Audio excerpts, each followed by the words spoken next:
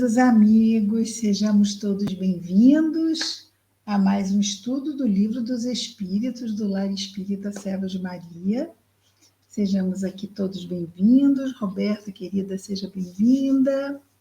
Maria Zan, seja bem-vinda. Cecília, seja bem-vinda. Lenice, seja bem-vinda. Nós estamos aqui, nós quatro, eu, Maria Zan, Cecília e Helenice, já na terceira tarefa consecutiva, não é? Estamos juntas aí. Já fizemos o Evangelho no Lar, irradiação, agora estamos no Livro dos Espíritos. Olá, Andréia, seja bem-vinda, minha querida. Então, aqui, semanalmente, nós estudamos a primeira obra da codificação espírita, o Livro dos Espíritos, na sequência. Estamos já quase no final da introdução, não é? É isso. Vamos então aqui começar. Mensagem do livro Pão Nosso, do Espírito Emmanuel, psicografia de Chico Xavier. Mensagem 169, olhos. Olhos. Não, são óculos. Olhos. E o versículo destacado por Emmanuel está na segunda carta de Pedro, capítulo 2, versículo 14, Pedro diz: eles têm os olhos cheios de adultério. Eles têm os olhos cheios de adultério. Vejamos então o que Emmanuel vai nos comentar sobre este versículo de Pedro. Olhos cheios de adultério, aqui entre aspas, constituem rebelde enfermidade em nossas lutas evolutivas. Então, seria os olhos cheios de adultério aqui, seria uma condição moral do olhar da criatura humana, não é? Diz aqui, raros seres humanos se utilizam dos olhos por lâmpadas abençoadas e poucos os empregam como instrumentos vivos de trabalho santificante na vigília necessária. A maioria das criaturas trata de aproveitá-los, os olhos, à frente de quaisquer paisagens na identificação do que possuem de pior, essas paisagens. Homens comuns, quer dizer, pessoas comuns habitualmente, pousam os olhos em determinada situação apenas para fixarem os ângulos mais apreciáveis aos interesses inferiores que lhes dizem respeito. Se atravessam um campo, não lhe anotam a função benemérita nos quadros da vida coletiva, e sim a possibilidade de lucros pessoais imediatos que lhes possa oferecer. Se enxergam a irmã afetuosa de jornada humana, que segue não longe deles, premeditam quase sempre a organização de laços menos dignos. Se encontram companheiros nos lugares em que atendem a objetivos inferiores, não os reconhecem como possíveis portadores de ideias elevadas, porém, como concorrentes aos seus propósitos menos felizes. Ouçamos o grito de alarme de Simão Pedro, esquecendo o hábito de analisar com o mal. Ouçamos o brado de alarme de Simão Pedro, esquecendo o hábito de analisar com o mal. Ou seja, vamos utilizar, ao escutar o que Simão Pedro nos diz, com um bom ouvido, não é? Com uma boa visão, já que são olhos. Vamos ver esta advertência com bons olhos. Olhos otimistas saberão extrair motivos sublimes de ensinamento nas mais diversas situações do caminho em que prosseguem. Ninguém invoque a necessidade de vigilância para justificar as manifestações de malícia. A pessoa cristianizada e prudente sabe contemplar os problemas de si mesmo, contudo, nunca enxerga o mal onde o mal ainda não existe. Então, muitas vezes podemos, e é necessário estarmos atentos para não julgarmos, não é? Para não tentarmos, vamos dizer assim, concluir coisas sobre as quais não temos a menor condição de avaliar, que dirá concluir sobre muitas coisas, e aí dizemos sobre as coisas em relação aos outros, porque é claro que, sendo coisas com relação a nós mesmos, temos muito mais condições, não é? Vamos chegar lá, Cecília.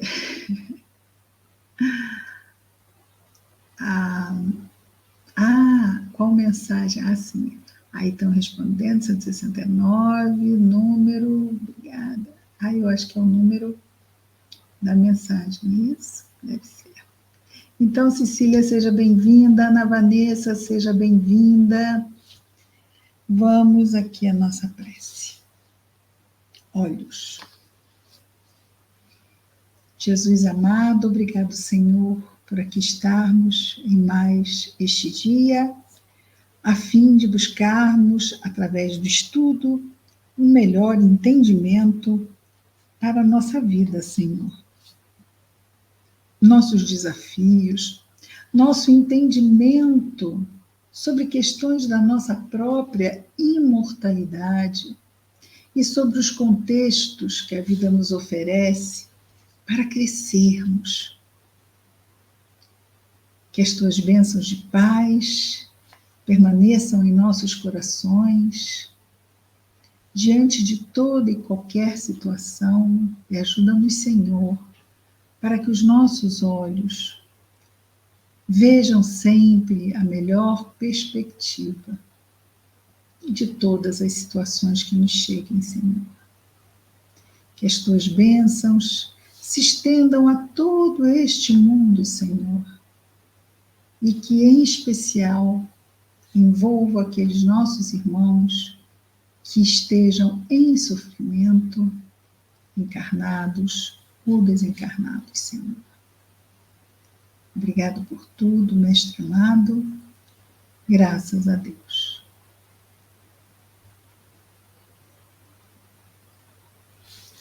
Nós estamos aqui no item 15 da introdução de um livro dos Espíritos, mas não estamos no início, não. Já vimos o primeiro parágrafo, o segundo, o terceiro, estamos começando o quarto. No terceiro, que é um pequenininho, diz assim, Kardec: digo, pois, que o Espiritismo não tem nenhum privilégio a esse respeito. Vou, porém, mais longe. Digo que, bem compreendido, é um preservativo contra a loucura. Então, quer dizer, muitas situações na vida de um ser humano podem levá-lo à loucura. Então, ele diz que o Espiritismo não tem privilégio. Também pode? Pode. No sentido de um fanatismo, não é? A pessoa vem com uma tendência. Qualquer situação pode levar uma pessoa a um desequilíbrio maior mental. Então, ele diz que o Espiritismo não vai ser diferente. Vai ser como qualquer outra situação que pode servir de gatilho a uma crise, a um surto, alguma coisa nesse sentido. Mas, diz Kardec, que, bem compreendido o conteúdo da doutrina espírita, que, ao contrário, que ela vai servir como um preservativo contra o desequilíbrio mental. E realmente, não é? Na medida que as nossas próprias escolhas vão ser mais ponderadas, vão ser mais... Roberta, eu não te cumprimentei. Seja bem-vinda também. Cumprimentei? Que as nossas respostas vão ser mais ponderadas, vão ser pesadas num contexto muito mais amplo do que a vida material, não é? Então, ele agora vai entrar no outro parágrafo. Esse nós vimos na semana passada, simplesmente para sabermos sobre o que trata esse item 15. Entre as causas mais comuns de superexcitação cerebral, devemos contar as decepções, os infortúnios, as afeições contrariadas, que são, ao mesmo tempo, as causas mais frequentes de suicídio. Estamos falando de um tempo, afeições contrariadas. Quando as pessoas eram obrigadas a assumir relacionamentos contra a vontade. Eram os interesses da família, estamos falando da década de 50 do século XIX. Então, ainda haviam casamentos arranjados, casamentos por interesse, ou seja, as pessoas se envolviam num relacionamento afetivo contrariadas. E isso realmente poderia ser, muitos suicídios vinham daí, porque não só as pessoas eram obrigadas a se envolver afetivamente com quem não queriam, como eram impedidas e até mesmo proibidas de se envolver afetivamente com quem queriam. Então, era aquela aluna de violino que se apaixonava pelo professor de violino e o professor de violino por ela, mas imagina se aquela menina de uma família tão destacada na sociedade ia casar com o professor de violino. Então, aquilo era proibido. E aí, então, muitas vezes haviam aqueles pactos de amor, não é? Bem Romeu e Julieta, onde os dois buscavam o suicídio para ficarem juntos. Olha que total ignorância espiritual, não é? Duas pessoas que suicidam-se para ficarem juntas não vão ficar juntas, mas nem tão cedo, do tão cedo, do tão cedo. No mundo invisível não ficarão mesmo, não é? Porque a própria situação, o contexto do suicídio impede que esses planos se efetivem. Muita fantasia infantil mesmo, né? Então, o que ele vai dizer aqui? As causas mais comuns de sobreexcitação, decepções, infortúnios, afeições contrariadas. E aí nós vamos entendendo, por exemplo, decepções e infortúnios. Já que afeições contrariadas, acredito que não seja tão comum mais hoje em dia. Mas, decepções e infortúnios. Agora eu me lembrei de uma coisa de afeições contrariadas, não é? Existem pessoas que são sequestradas, que são, né, atos de violência, são submetidas a maus tratos e a abusos e tudo isso. E claro que isso vai gerar repercussão, e é claro que isso vai gerar possíveis até escolhas, decisões mesmo dramáticas na vida de um espírito, no caso, encarnado, né? Que passa por isso. Mas quando se trata de infortúnios, vamos imaginar, não? Infortúnios, desemprego, doença, perda de ente querido, o espiritismo tem muito que ajudar no sentido da pessoa não se entregar a um desespero ou uma revolta, não é? Nós podemos ter uma compreensão, não que seja fácil, não que fiquemos isentos de passar pelo luto, ou mesmo que soframos, mas não será um sofrimento que nos leve a um desespero, não será um sofrimento associado a uma revolta, será um sofrimento de estar passando por algo que dói e que nos exige, né, exercitarmos a superação. Por isso que nos são apresentadas certas provas e certas expiações, não é? Depois ele diz assim: ora, o verdadeiro espírita vê as coisas deste mundo de um ponto de vista tão elevado. Elas lhe parecem tão pequenas, tão mesquinhas diante do futuro que o aguarda. Para ele, o verdadeiro espírita, A vida é tão curta, tão fugaz, que aos seus olhos as tribulações não passam de incidentes desagradáveis de uma viagem. Quem já viajou sabe que incidentes acontecem. Não é? E aí? Isso vai estragar a nossa vida? Não. Incidentes acontecem e são lá resolvidos. Muitos incidentes, vamos dizer assim, extremamente desagradáveis, não é? Olha, para terem uma ideia do quanto pode chegar a isto, uma vez eu tinha uma viagem internacional e simplesmente eu troquei o dia. Eu troquei. Nem sei se foi o dia, se foi o horário. Eu sei que eu fui para o aeroporto, o avião já estava levantando voo. O que acontece? O que acontece? Fui no dia seguinte. Paguei outra viagem, né? A volta estava paga, mas a ida. E o que eu vou fazer? Vou me maltratar? Vou me chicotear? Não podia ter esquecido? Não podia ter esquecido porque eu esqueci. Né? Quem tem memória tem falta de memória. Né? Pode acontecer, não pode? Pode, mas isso não pode ser o suficiente para dizermos assim, agora acabou tudo, estragou tudo, não vou mais viajar, agora a vida perdeu o sentido. Não, a vida agora não tem mais aquilo ali que eu esperava ter na vida, mas não quer dizer que ela tenha acabado.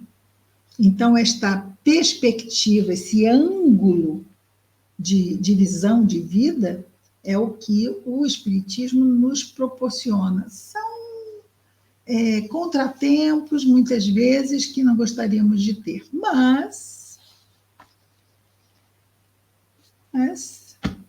acontecem, não é? Você foi invigilante. Com certeza. Com certeza. Vigilante, distraída, tudo. Imatura. Também, quando a gente dá, assim, uma queda por invigilância, assim, aquele duplo carpado olímpico, perguntamos, vai ser mais difícil dar o segundo, não vai? Às vezes, uma queda fenomenal nos ajuda a não cairmos mais naquela situação. É extremamente didática a queda. Extremamente didática. Por quê? Porque nos traz consequências que nos marcam muito. Não é? Aquela pessoa que acorda em cima da hora para fazer, no meu tempo era vestibular, hoje em dia é o Enem, não é? E chega lá e o portão fecha assim, ó, pum, a 1 minuto, pum, chegamos lá. Vai perder outro vestibular, o Enem? Nunca mais, não perde. A não ser que realmente não queira fazer nenhum na vida. Né? Então, vai arranjar desculpa para não chegar lá. Mas um erro muito grande marca como que fica tatuado em nós e nos ajuda demais a gente não voltar a cometer o mesmo erro. Vamos continuar errando, vamos continuar cometendo outros erros, mas naquele ali, nós já ficamos assim ligados. Então, tem o seu valor didático também. Errar é valioso, até porque não pode ser impedido. Já que vamos errar, vamos mesmo, em um determinado momento em que vamos estar vigilantes ou mesmo despreparados para uma determinada situação, aquele erro vai nos servir como não pedra de tropeço, mas como pedra de construção. É como se fôssemos usando, né, as dificuldades, os desafios, os erros, vão ser pedras na construção da nossa escada de progresso. Né?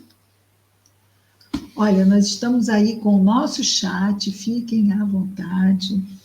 Se quiserem comentar, dizer alguma coisa, nós estamos recebendo aqui um estudante, não quer aparecer. Está bom. Muito bem.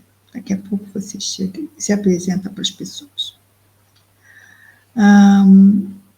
Aquilo que em outra pessoa produziria violenta emoção, pouco afeta. Por quê? Por causa da visão. Vamos repetir.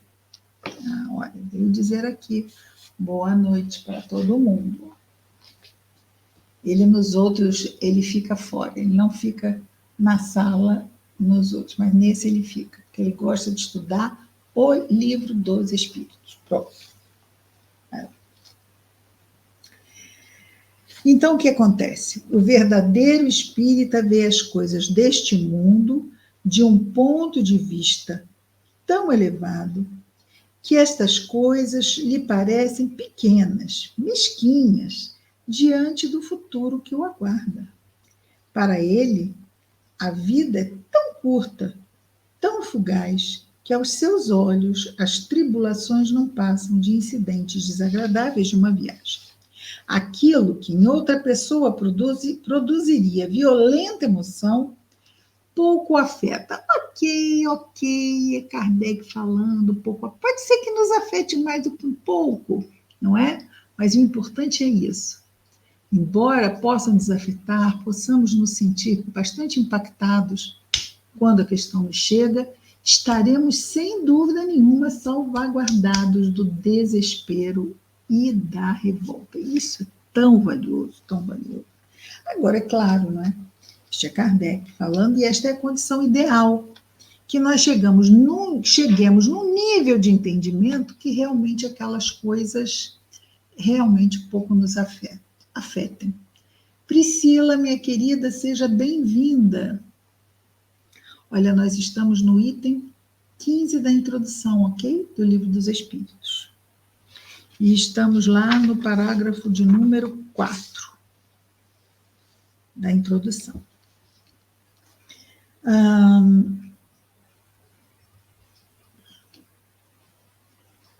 Aquilo que em outra pessoa produziria violenta emoção, pouco afeta. Ele sabe, aliás, que os desgostos da vida são provas que servem ao seu adiantamento. Muito bem, tudo isso nos favorece o estudo espírita.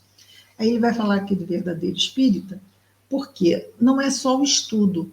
Qual é a definição de verdadeiro espírita? É aquele que se esforça em conter as más tendências. Não dos outros, as suas más tendências, não é? Então, esse é o verdadeiro espírita. E por se esforçar em conter as suas más tendências, ele vai ter, assim, um progresso moral. Não é? Reconhece-se o verdadeiro espírita pelo seu progresso moral, pelos esforços que faz em conter as suas más tendências. Aliás, os desgostos da vida são provas que servem ao seu adiantamento, se as sofrer sem murmurar. Então, sim, as provas da vida servem para o nosso adiantamento, se as sofrermos, ou seja, se passarmos por ela, sem aquele mar de reclamação, não é? Reclamação e queixas, e reclamação e queixas. E aí não reclama e não se queixa. Por quê? Porque sabe que será recompensado conforme a coragem com que as houver suportado. O quê? Essas provas, esses desafios. E se isso vai nos exigir muita coragem, maior será a recompensa. A recompensa sempre será o quê? O crescimento moral nosso. Que estamos enfrentando uma prova, que tem o seu grau de dificuldade e estamos superando essa prova. Então, isto nos dá um maior nível de crescimento. Ai, Cristina, como é que é isso? É um diploma, certificado, como é que isso se dá? A melhoria se dá como? Quem gostaria, através da melhora da nossa... Fala aí, Roberto. Se você ligar o microfone, eu escuto. Da nossa conduta? Sim, mas isso vai afetar a nossa melhoria da conduta vai afetar a nossa vibração. Isso, exatamente. Então, nós passamos por provas, vamos bem nas provas. O que vem como resultado? Quando falamos da melhoria moral, do progresso moral, isto é equivalente a dizer a vibração melhora. Se a vibração melhora, eu me sutilizo. Eu estou menos pesado. A minha onda mental é menos longa e menos lenta. Então, na medida em que ela acelera e se torna mais alta. Então, ao invés de ela ficar longa, ela se torna curta. Curta e rápida. Então, um espírito elevado, como é que é a vibração de um espírito elevado? Se nós fôssemos desenhar a vibração de um espírito elevado, é assim. Essa é a vibração de um espírito elevado. Como é a vibração de um espírito lento? Quer dizer, de um espírito pesado, sombrio.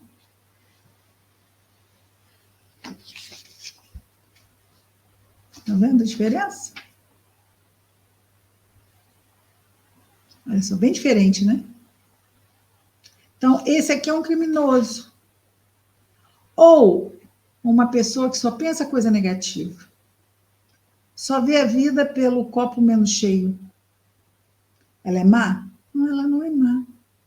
Mas esses pensamentos de queixa, de tristeza, de medo, de mágoa, de ressentimento, são pensamentos longos e lentos.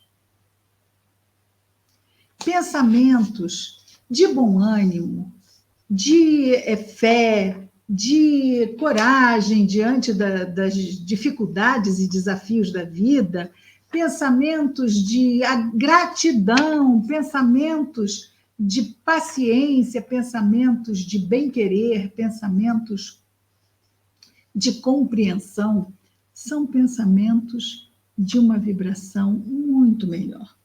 Aí nós temos, imaginemos dois espíritos aqui. Não, peguei o papo errado. Dois espíritos aqui, tá? Esse daqui, vê esse daqui? Não vê. Esse aqui não vê esse daqui. Porque esse está numa vibração mais alta. É como se, por exemplo, um tivesse caminhando pela estrada e passa o Sonic. Conhece o Sonic?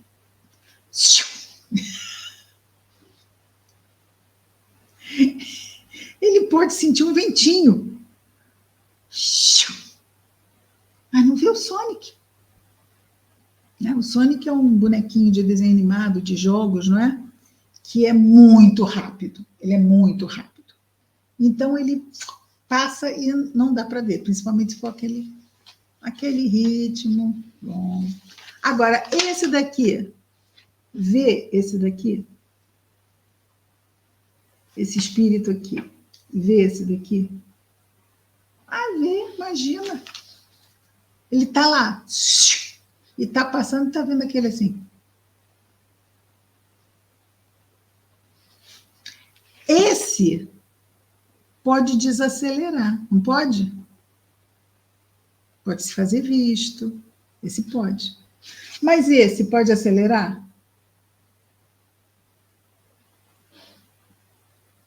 Podemos dizer, poder pode. Pode. Mas está preso. Está preso em condicionamentos mentais. Eu não consigo. Uma raiva. Mas eu sempre fui assim. Pronto. Condicionamentos. A pessoa não faz diferente porque acredita que não tem condições de fazer diferente. E aí faz? Não faz. Sempre o passo mais difícil de um caminho é o primeiro. Né? O primeiro. Por que o primeiro passo é o mais difícil? É o que mais exige. Porque é a diferença entre estar parado e estar andando. É uma mudança de estado, não é? A pessoa está ali, parada. Vamos lá, vamos lá, vamos lá, vamos trabalhar a transformação, vamos trabalhar a melhoria. Eu tenho toda encarnação, e se eu não conseguir nessa, tem outra também, porque Deus é Pai, Ele vai dar condição, mas vamos lá, vamos lá. Aí a pessoa disse, não, vamos lá, vamos começar. Até porque a vida dá uma ajudinha, né? A vida, de vez em quando, dá uns empurrõezinhos para a gente andar. E como é que ela empurra de uma forma que a gente anda? Vamos imaginar, né? Se a gente estivesse andando e alguém viesse assim, com uma ponta de lápis, e cutucasse as costas, vamos imaginar que a pessoa não vê o lápis, né? E a pessoa sente aquela dor e dá aqueles pulinhos e vai indo para frente. Vai indo para frente. Então, a vida traz a dor. A dor é o estímulo que nos ajuda a querer sair do estado de inércia. Por isso, considerada uma amiga. Né? Aquela amiga chata que chega, você quer ficar deitado, e fala, não, vamos levantar daí.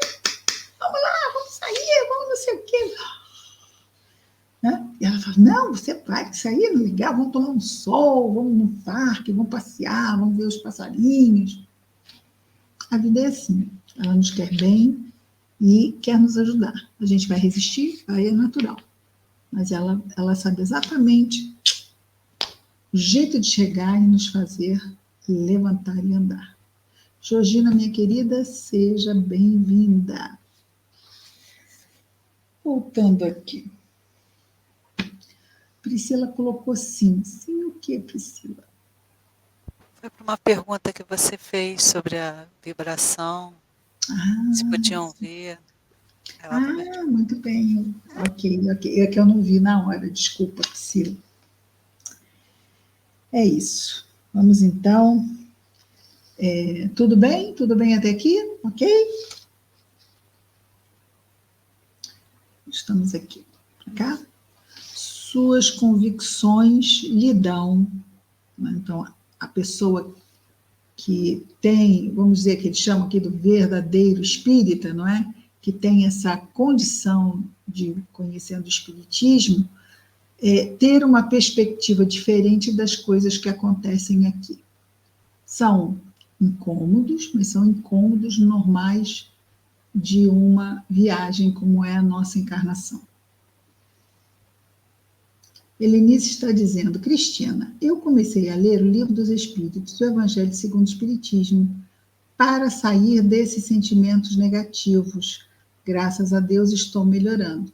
Exatamente, porque você encontra o quê? Apoio na compreensão. Então, a fé raciocinada, que é o que o Espiritismo favorece. É aquela fé do eu tenho fé porque eu entendo. Não é porque alguém me diz, tem que ter, tem que acreditar, assim e acabou, não questiono. Não, a gente questiona e a gente tem respostas. Tanto que o Livro dos Espíritos é um livro de perguntas e respostas. Não é? Eu costumo lembrar, não é, que quando foi o Sesc Centenário, os 150 anos de lançamento do Livro dos Espíritos, a Federação Espírita Brasileira lançou uma campanha que o tema da campanha sobre o Sesc Centenário do Livro dos Espíritos é: para ser feliz, você precisa de respostas. Né?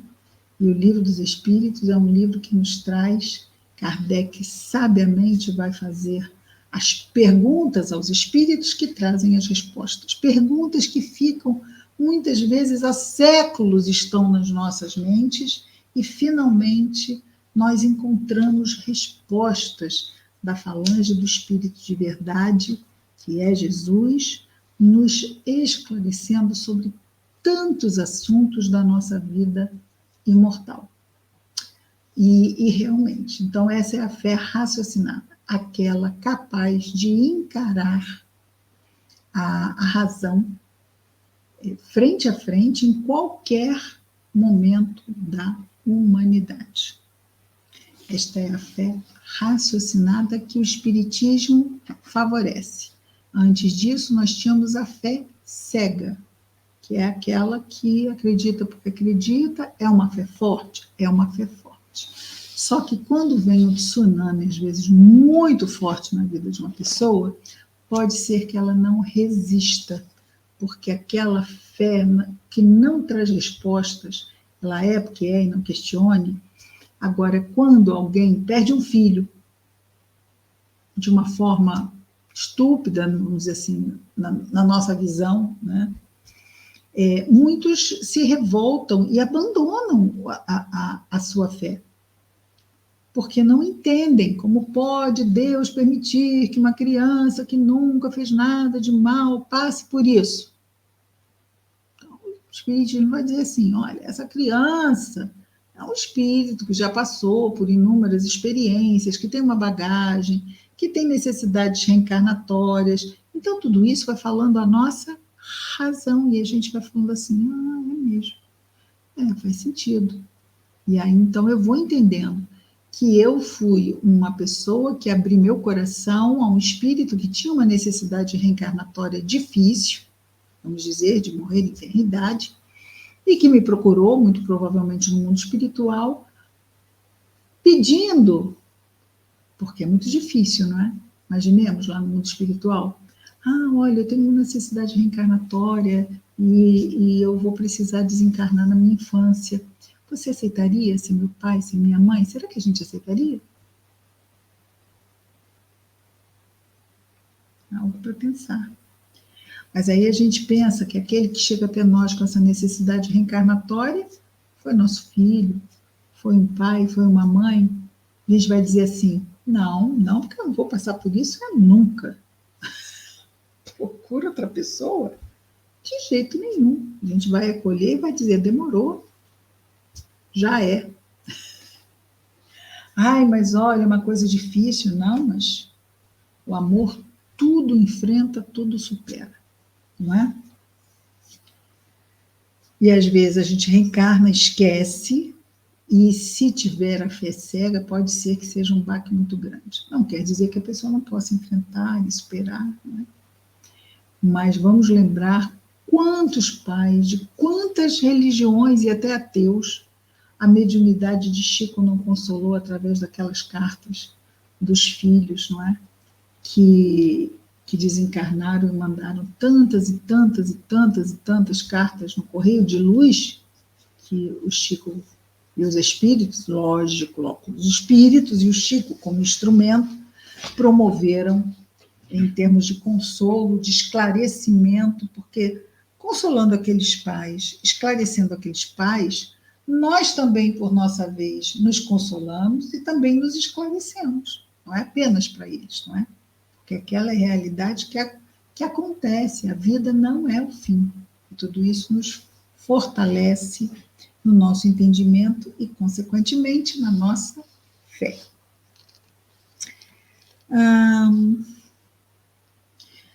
Suas convicções lhe dão, pois, uma resignação. A resignação é a concordância, vamos dizer assim, é o consentimento do coração. A obediência é o consentimento da razão, ou seja, é a obediência, é a submissão, essa é a palavra. A obediência é a submissão da razão. Manda quem pode, obedece quem tem juízo. Já a resignação é essa aceitação do coração. Quando o coração está resignado, ele aceita. Okay? A obediência é quando a inteligência aceita. A resignação é quando o sentimento aceita. Suas convicções lhe dão, pois, uma resignação que o preserva do desespero e, por conseguinte, de uma causa incessante de loucura e suicídio. Sim, o desespero. No desespero, no auge do desespero, a pessoa pode chegar a perder a razão. E é nesse momento em que ela perde a razão que coisas absurdas que ela pense podem fazer sentido para ela naquele momento. Não fazem sentido algum. Mas como ela perdeu a razão pelo desespero, ela acha que aquilo faz sentido, né? Então, aqui a questão do suicídio da loucura, ele continua. Ele sabe, além disso, ele, o espírita verdadeiro, pelo espetáculo que as comunicações com os espíritos lhe proporcionam, qual a sorte dos que voluntariamente abreviam seus dias, e esse quadro é suficiente para fazê-lo refletir. Sabe também que o número dos que têm sido detidos à beira desse fenômeno, desse funesto despenhadeiro, é considerável. No caso aqui, o suicídio, esse funesto despenhadeiro. Este é um dos resultados do espiritismo. Quer dizer, pessoas que estavam pensando em se matar e tomando conhecimento do que o espiritismo traz, ou desses fenômenos em que assiste chegarem espíritos suicidas dando seu relato, vamos ter isto no 4º livro da Codificação Espírita, O Céu e o Inferno. Vamos ter relatos de espíritos que Kardec faz evocações de vários espíritos que estiveram assim com desencarnações e vidas de várias formas, vamos dizer, diferentes, e trazem os seus testemunhos. Aqui ele fala sobre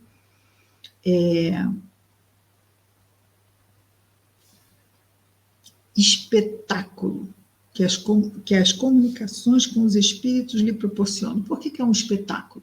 Porque pode ser visto, assistido, impressiona os sentidos. Não é algo intuído, é algo visto. Os espíritos chegam e se comunicam através dos médiuns. Então, é algo visto. Hoje em dia, antigamente, a esse tempo aqui de Kardec, este fenômeno era público. As reuniões mediúnicas eram públicas. Hoje em dia, nós temos reuniões mediúnicas no movimento espírita, reuniões fechadas, não se fazem mais reuniões públicas, ok? Ai, Cristina, por que não se fazem reuniões públicas? É tão legal ver os espíritos.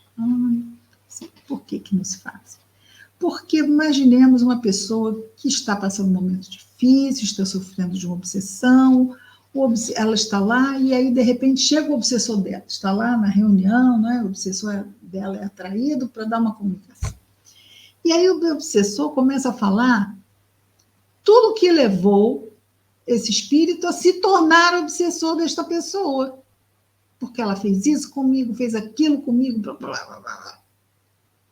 Olha, se a pessoa não estiver bem, se ela estiver já com algum desequilíbrio, ela vai dar razão para o obsessor. Realmente eu não presto. Olha só o que eu fiz.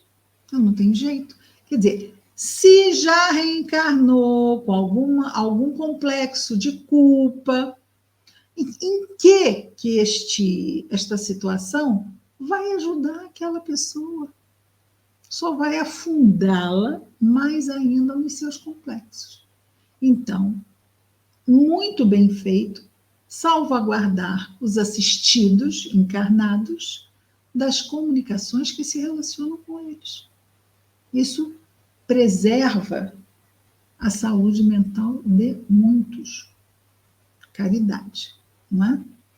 Mas, por exemplo, nós vamos ver comunicações ostensivas, chamadas, não é? Comunicações ostensivas, mediunidade ostensiva, de forma pública, em reuniões de Umbanda. Não é? Lá nós vemos manifestações de espíritos, que conversam, os mais comuns são os pretos velhos, não é? Que fazem aquela conversa, discutem um problema, que aconselham. Muitas pessoas gostam bastante. Mas, olha, uma conversa com um preto velho não muda ninguém. É bacana? É bacana. Mas se ele falar coisas que a pessoa não quer mexer e não quer mudar, não dá 2 semanas e ele vai ficar só com a parte que achou legal e vai esquecer realmente coisas importantes que o espírito disse para ele. Então, é isso, né? Qual é o pior cego? É o que não quer ver. E cada um tem o seu momento de começar a querer ver. Aí, de novo, a gente volta àquela questão da amiga, né? Que a vida tem para nos fazer ver, caminhar, sair da inércia, que é a dor. Então, tem aquela questão, né? Primeiro vem o convite do amor, depois vem a intimação da dor. Primeiro vem o convite, olha lá e tal, o que você acha? Vai lá, vai, não sei o quê. Depois vem a intimação. Tá, vem a situação e a pessoa tem que se colocar, tem que se localizar e se focar no equilíbrio já no meio de uma tempestade. Né? Já ir variando o grau de tempestade que a pessoa pode enfrentar, claro. Né? Vamos adiante. Tudo bem até aqui? Tudo bem? Os dias, fazer o espinhadeiro. Esse é um dos resultados do espiritismo. Que os incrédulos riam quanto queiram. Eu lhes desejo as consolações que o espiritismo proporciona a todos os que se dão ao trabalho de lhe sondar as misteriosas profundezas. Aqueles que se dão ao trabalho de sondar. Então, nós podemos não conseguir nos aprofundar, né? Construirmos um conhecimento sólido, né? Vamos precisar de algumas encarnações para isso, tudo bem, mas já podemos sondar as misteriosas profundezas. Né? Isso nós podemos fazer. E Kardec, então, deseja as consolações que o Espiritismo pode proporcionar, mas só vai proporcionar, não vai proporcionar aos incrédulos, vai? Não, os incrédulos não estão disponíveis para se aprofundar. Não, eles estão mais interessados em refutar. Isso não serve, isso é coisa de... vai fazer as pessoas malucas, isso aí é falsidade, isso aí é truque, só os tolos acreditam nisso, e não vão passar disso porque não se permitem aprofundar. Não é? E aí temos aqui o final deste item que diz assim, final não, o último parágrafo. Entre as causas de loucura, devemos ainda incluir o pavor, sendo que o medo do diabo já desequilibrou mais de um cérebro. Muito bom, gente, Kardec. Eu vi Kardec assim, ele é tão brilhante. Entre as causas da loucura, devemos incluir o pavor. O pavor é o quê? Um medo muito, muito forte. Nós tivemos, alguns de nós, talvez não nós, mas soubemos de pessoas que chegaram a ficar apavoradas com a questão da pandemia, não é? Pessoas capazes de usar máscara dentro de um carro fechado. Não consigo entender isso. Vão se contaminar como? Né? Os vidros fechados, a pessoa sozinha dentro do carro de máscara. Eu acho que isso já é um nível de pavor, não é? Porque já não é mais medo. E se ela tivesse dentro de um carro fechado com alguém, a gente ainda vai entender que podia ter, né, um medo. Mas um carro fechado sem ninguém, isso é já um nível muito alto de medo. E a gente pensa assim, mas tudo bem, o que tem, a pessoa decide o que quiser, mas isto pode, não é que vá. Isso depende muito da bagagem que a pessoa traz, das tendências que a pessoa traz, mas isso pode, olha, a pessoa vai envelhecendo, né? Na medida que ela envelhece, o seu psiquismo já não é mais tão elástico, vai ficando mais rígido, mais cristalizado. E se nós colocarmos coisas muito fortes e negativas num psiquismo que vai, não é, envelhecendo, fica difícil desconstruir isto, e a pessoa fica um pouco refém de certos pensamentos e certas emoções que certos pensamentos podem deflagrar. Portanto, vamos ter atenção, vamos nos dedicar também ao estudo, porque todos nós, inevitavelmente, estamos envelhecendo. Qual é a única forma de não envelhecer?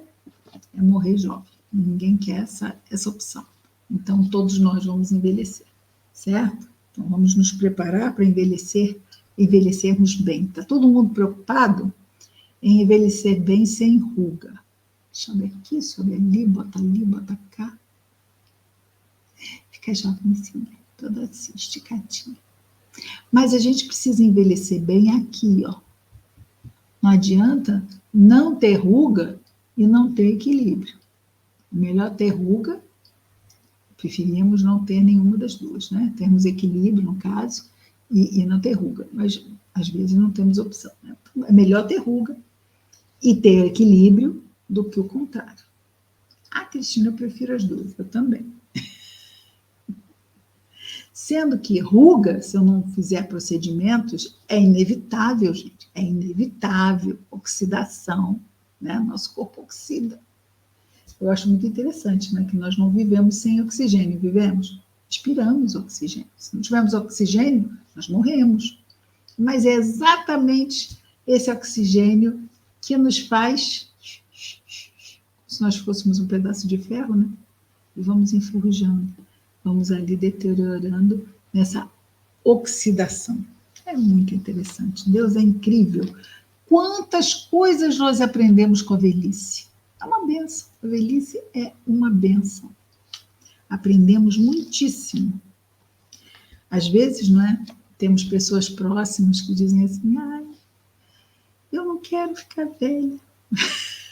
A gente diz assim, vai ficar velhinha, porque tem muito que aprender na velhice.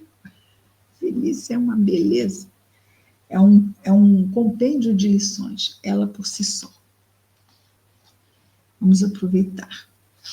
Sei que a maioria das amigas está muito jovenzinha, só eu que estou mais velhinha. Muito bem. Continuando aqui, para nós terminarmos aqui o item, não é a Roberta? Como assim a gente não vai terminar o item 15? A gente está no final. Dá para terminar? Também acho. Vamos lá. Então, entre as causas da loucura, já vimos aqui o medo do diabo, já desequilibrou mais de um cérebro. Acho que hoje não desequilibra tanto, né? Embora as pessoas nunca tenham visto tanto filme de terror como hoje em dia. Eu vou ver aqueles vídeos do YouTube sobre lançamentos do cinema 2023, 2024. Ou é filme de terror. É impressionante. Ou é filme de vingança. Nunca vi tanta gente se vingando. E é sempre assim, né? Com requinte, meio assim, uma desgraça, depois a pessoa sai em busca de vingança sanguinária. Ou é filme de terror. Não tem outro assunto mais. Né? É de tudo um pouco. Então, hoje as pessoas devem rir dessas pessoas que tinham medo do diabo, né? Se víssemos aquelas pessoas lá do passado que ficavam loucas com medo do diabo, as de hoje que vão para o cinema, pagam a entrada para sentir medo. Tá bom, vamos lá. Sabe-se lá o número de vítimas que ele, o medo do diabo, não tem feito ao abalar imaginações fracas com esse quadro, que cada vez se esforçam por tornar mais assustador com terríveis detalhes. Quer dizer, até naquele tempo tinha quem gostava, né, de criar histórias de terror, né, para assustar as pessoas mais sensíveis. O diabo, dizem, só amedronta criancinhas. É um freio para torná-las ajuizadas. Depois do diabo veio o homem do saco, a mulher de branco. Sim, como o bicho-papão, olha lá, já tinha bicho-papão no meio do século XIX. E o lobisomem.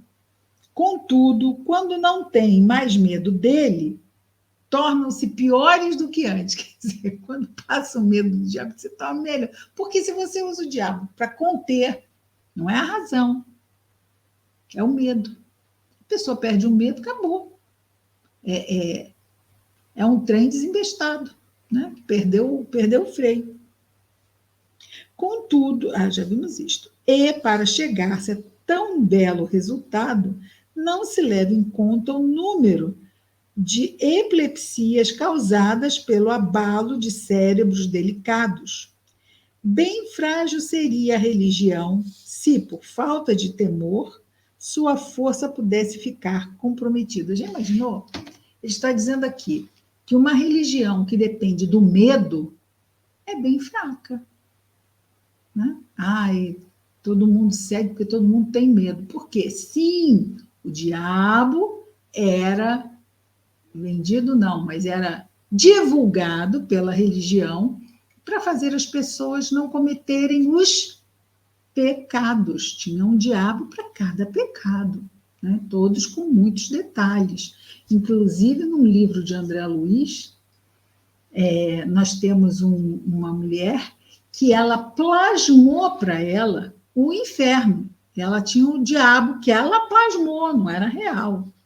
Tá? Porque o pavor dela, quando ela desencarnou, ela foi plasmando aquele medo, forma pensamento. Quando ela morreu, estava lá já plasmadinho. O inferno, porque ela sabia qual era o pecado dela. Então, ela conhecia o diabo daquele pecado. Então, ela tinha que ser o quê?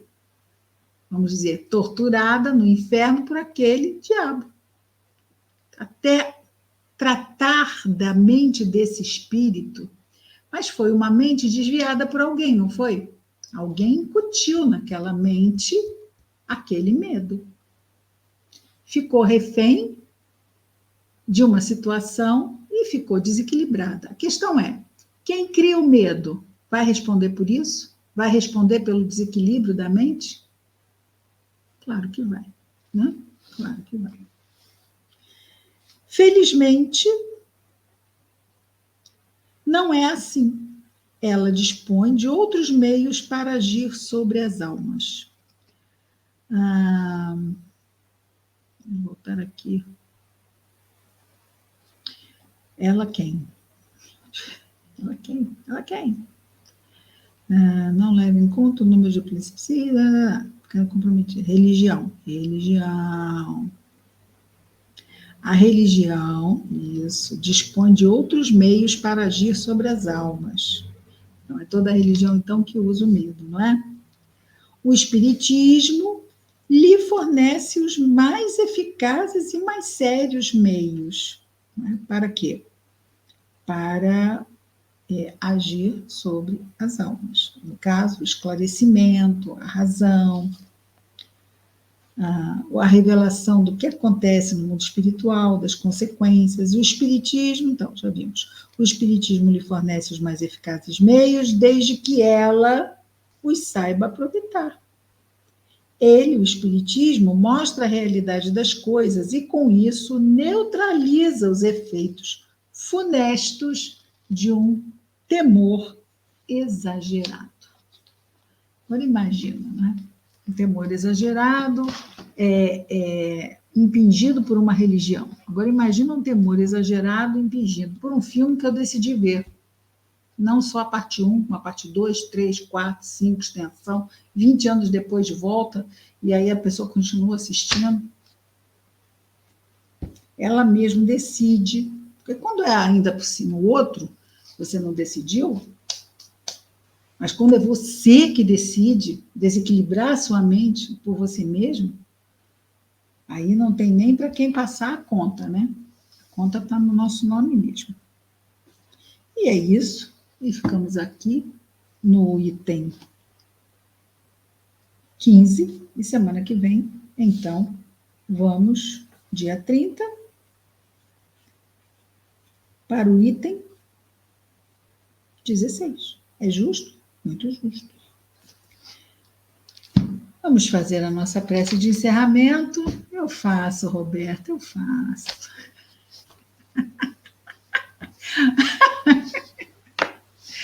Vamos então. Jesus amigo, obrigado, Senhor, pelo nosso codificador, pelo professor Rivaio, Allan Kardec, que tanto trabalho teve para fazer chegar até nós essas obras organizadas por ele, com um conteúdo tão único, trazido pelos bons espíritos, pela tua falange, Jesus. Que as tuas bênçãos estejam em nós e entre nós, e que durante a semana, Senhor, possamos seguir refletindo e decidindo de forma inspirada em um futuro de paz para os nossos corações. Obrigado, Senhor. Graças a Deus.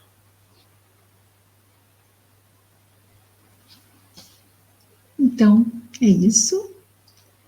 Desejamos a todos uma excelente semana. Semana que vem estaremos aqui de novo no nosso estudo. Muita paz. Estudo abençoado, não é? Também acho, Helenice. Faz muito bem. Um beijo muito grande a todos. Fiquem com Deus. Até terça, Thelma e Roberto. Olha que bonitinho. Boa noite, Priscila. Boa noite, amigas, amigos. Fiquem com Deus. Muita paz.